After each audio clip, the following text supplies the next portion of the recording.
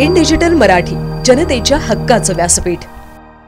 Ulhasnagar camp number 5 येथे electric दुकानाचा मालक आणि त्याच्या मुलावर हल्ला करण्यात आला आहे। यात आरोपी हे फरार झाले होते।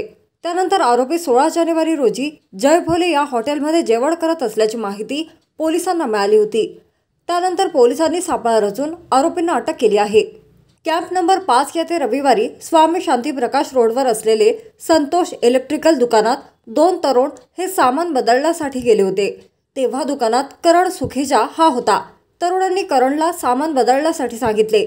त्यावेळी करणने त्या तरुणाला 5 मिनिट थांबा, वडील येतील तेव्हा सामान बदलून भेटेल असे सांगितले।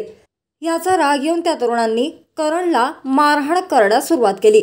दुकानाबाहेर असलेले दगड घेऊन दुकानावर फेकले आणि दुकानाबाहेर असलेली काच घेऊन करणला मारायला जाताना करणचे वडील हे मध्ये आले।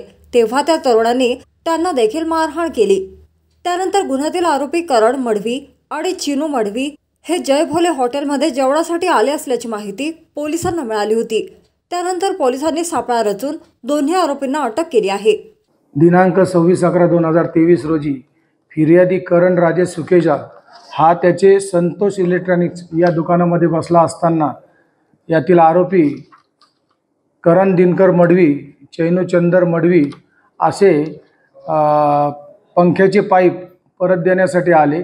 सदर दुकानामध्ये त्याचे वडील नसल्याने त्याने पाईप घेण्यासाठी नंतर या असं बोलल्याचा राग मनात येऊन त्यांनी त्या ठिकाणी आरोपी यांनी खिडकीची काच फोडली आणि काच फोडल्यानंतर ती काच फिर्यादी याचे डावे हाताचे खांद्यावर आणि मनगटावर वार केले आणि त्याच्यामध्ये गंभीर जखमी झालेला होता फिर्यादी हा हॉस्पिटलमध्ये ॲडमिट होता।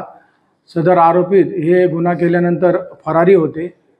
फरारी असताना सदर आरोपीत हे दिनांक 16/1/2024 रोजी जय भोले या हॉटेलमध्ये जेवण करण्यासाठी येत आहे अशी माहिती आमचे DV पथकाचे पोलीस गाडगे यांना मिळाल्यानंतर ASI Gaikwad, PN कारकूड, PC Kharmale असे त्या ठिकाणी गेले। त्यांनी सापळा रचून त्या आरोपीला त्या ठिकाणी पकडलेला आहे। त्या आरोपीला आता पोलिसाच्या ताब्यात आहे।